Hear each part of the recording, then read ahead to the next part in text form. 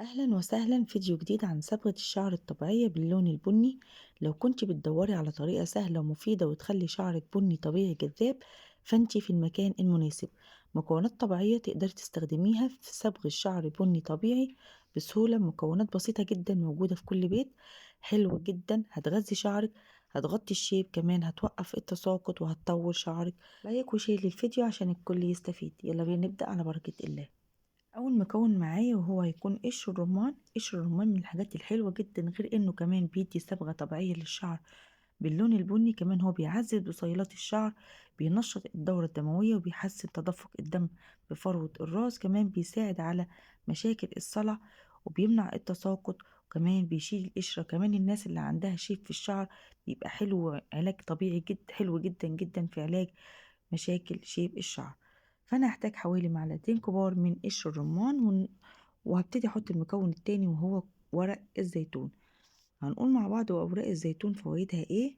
بتخلي الشعر صحي جدا، كمان بتحسن مظهره، بتخليه اكتر لمعانا، كمان بيرطب الشعر وبتحميه من الجفاف. فانا هحتاج حوالي معلقة كبيرة برضو من اوراق الزيتون. انا معايا هنا عشبة الرواند. اعشاب الرواند دي من الحاجات المعجزة الربانية. مفيش فيديو بنزله عن صبغة طبيعية للشعر باللون البني الا وبحط فيها اعشاب الرواند. اعشاب الرواند تحفة جدا في صبغ شيب الشعر، علاج فعال جدا لشيب الشعر. جربوها وهترجعوا ان شاء الله تشكروني عليها. فانا كده حطيت كوباية مية كبيرة اللي هو الشوب بتاع الشاي بتاعنا العادي، وهبتدي اقلبها كويس جدا. شايفين لون المية عامل ازاي؟ طبعا انا لسه مرفعتهاش على البوتاجاز. اللون دوت من اعشاب الرواند اللي احنا حطيناها مع بعض. هديهم تقليبة وارفعهم على البوتاجاز لمدة 5 دقايق. النار تكون هادية عشان بس المية ما تتبخرش منك. ورجعت لكم تاني حبايبي، ده طبعا بعد ما نزلتها من على البوتاجاز. طبعا شايفين لون المية عامل ازاي؟ بقى مركز جدا كده. يبقى احنا ماشيين صح وبنعمل خطوات مظبوطة. هنبتدي نصفي المغلي بتاعنا مع بعض كده زي ما احنا شايفين، وهنبتدي نشوف بقية المكونات بتاعتنا. طبعا عايزة اقولك على حاجة مهمة. لو انت استخدمتي بس المية ديت كتونر لشعرك قبل الشاور بتاعك، تسيبيه على شعرك لمدة ساعتين، عايزة اقولك انسي التساقط تماما. هتنبت الفراغات لو انت عندك فراغات في مقدمة الرأس، كمان لو انت عندك شيب في شعرك. عايزة اقولك كمان لو انت عندك تساقط، انسي كل مشاكل شعرك بالتونر الرهيب اللي احنا عملناه مع بعض. لو انت حابة تخلي التونر كده، تعملي كمية وتسيبيها في ازازة وتحفظيها في التلاجة لمدة 3 ايام. لو في الشتاء او احنا في الساعة زي اللي احنا فيها دلوقتي، ممكن تفضل معاكي لمدة 7 ايام في التلاجة، مش هيجرى لها اي حاجة. وتبخي منها شعرك وقت الاستخدام لمدة ساعتين على شعرك، وبعد كده تاخدي الشاور بتاعك. عايزة اقولك انسي اي مشاكل هتلاقيها في شعرك، قشرة، تساقط، انبات. كمان هتصبغ شعرك من اعشاب الرواند اللي احنا حاطينها. فالتونر ده حاجة كده معجزة بجد. اعمليها وان شاء الله هيعجبك. انا هنا هحط عليهم معلقتين كبار من القهوة السادة بتاعتنا العادية بدون اي اضافات، وهنزل عليهم بمعلقتين من الكاكاو المر. انا عايزة كاكاو يكون مر، ما تجيبيش الكاكاو المحلى.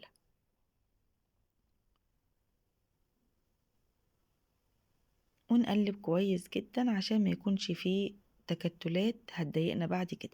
اهم حاجة التقليب حبيبة قلبي كويس جدا عشان المكونات دي كلها تتجانس مع بعض. وفي اخر الفيديو هتشوفي القوام كريمي هيعجبك ان شاء الله. طبعا ده بفضل التقليب اللي احنا مستمرين نقلبه بكل مكون نحطه. انا هنا معايا نسكافيه اللي هي القهوة سريعة الذوبان. انتي هتحطي معلقتين كبار، او لو عندك اظرف زي اللي انتي شايفاها كده هتحطي كيسين. انا ما عنديش الا واحد، حطيت واحد بس عشان حبيت ان انا اوريكي. تمام، انتي هتحطي كيسين. لو انتي عندك البرطمانات هتحطي معلقتين كبار، لو انتي عندك اظرف هتحطي ظرفين. خلاص. ونبتدي نقلب المكونات بتاعتنا اللي احنا عملناها مع بعض. شايفين لون المية بقى عامل ازاي؟ رهيب جدا، ما شاء الله لا قوة الا بالله. هنبتدي نكمل الوصفة بتاعتنا. عايزة اقولك على حاجة مهمة. لو انت من الناس اللي مش بتحبي تحطي حنة على شعرك، ما تحطيش حنة. استكفي بالمكونات بس، وحطي معلقة النشا اللي احنا لسه هنحطها، وهترفعيهم على البوتاجاز وتكملي بقية الخطوات بتاعتنا عادي. انما لو انت من الناس بتحبي الحنة، طبعا الحنة حلوة جدا جدا، بتغذي الشعر، كمان بتطول الشعر، وغير كده كمان انها سنة عن النبي عليه الصلاة والسلام.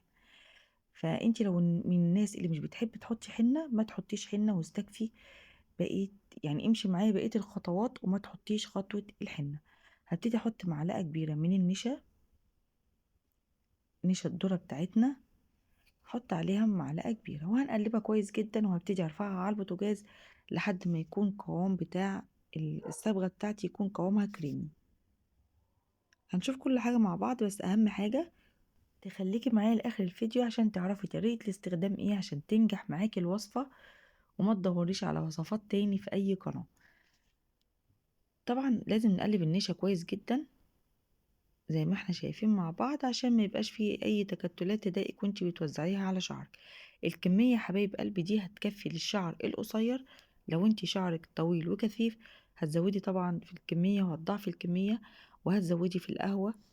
حطي كده حوالي 4 معالق 5 معالق قهوة كمان، حطي من النسكافيه، وحطي كمان من الكاكاو. كل الحاجات دي حلوة جدا جدا للشعر. كمان عايزة اقولك حاجة مهمة، ان القهوة بتنعم الشعر. كمان عشبة الرواند بتدي نسبة فرد طبيعية حلوة جدا جدا للشعر. كده حبايبي انا خدتها رفعتها على البوتاجاز. طبعا ما خدتش معايا دقيقة، بس اهم حاجة تفضلي جنبها مع التقليب. اول ما القوام يتقل معاكي زي ما انت شايفة كده بالظبط، نزليها من على البوتاجاز على طول. كده اصبحت الصبغة جاهزة معاكي، ده القوام المطلوب. هنبتدي نحط عليها معلقة من الخل الابيض عشان طبعا يثبت اللون. كمان الخل الابيض حلو جدا لو انت عندك قشرة في شعرك، كمان لو انت عندك حكة في شعرك، الخل الابيض من الحاجات الجميلة جدا اللي بتعقم فروة الراس، كمان هيثبت معاكي اللون. نقول حبيب قلبي طريقة الاستخدام، اهم حاجة الصبغة هتسيبيها تخمر لمدة 4 ساعات اقل حاجة. هتلفيها بكيس نايلون وتسيبيها تخمر براحتها. اثناء ال4 ساعات ما بتخمر الصبغة بتاعتك، هتكوني انت واخدة الشاور بتاعك، هتخلي شعرك مندي، وبعد كده توزعي الوصفة على شعرك. لو انتي مش هتاخدي الشاور، اهم حاجة لازم يكون شعرك نضيف تماما، ما يكونش فيه زيوت ولا كريمات ولا اي حاجة من الحاجات دي. تمام، هتسرحي شعرك كويس جدا، وبعد كده توزعي الوصفة على شعرك وتسيبيها على شعرك لمدة 8 ساعات. ولو انتي طبعا سبتيها اكتر من كده هتبقى احسن طبعا بكتير. هتسيبيها على شعرك لمدة 8 ساعات، وبعد كده تدخلي تاخدي الشاور بتاعك. هتاخدي الشاور بتاعك بالبلسم بس عشان الصبغة تثبت في شعرك. طبعا هتغسلي شعرك بالبلسم، وهتنزلي طبعا الكلام ده كله من على شعرك. وفي اخر شطفة هتجيبي ربع كوباية من الخل، هتحطيها على لتر من المية وتغسلي بيها شعرك الشطفة الأخيرة. وبعد كده هتخرجي ترطبي بقى شعرك بأي زيت عندك، لأن احنا ما حطيناش في الوصفة بتاعتنا زيت عشان خاطر اللون يثبت في شعرنا. لأن احنا لو حطينا زيت طبعا هتعمل عازل ما بين الصبغة وما بين شعرك. فانتي الزيت هتحطيه بعد ما تاخدي الشاور بتاعك وتنضفي شعرك من الصبغة تماما. الصبغة هتعمليها مرتين في الأسبوع لحد ما توصلي للون اللي انت عايزاه، وبعد كده حابة تكملي كملي، حابة توقفي على اللون اللي انت عايزاه هتبقى براحتك، حرية الاختيار ليكي.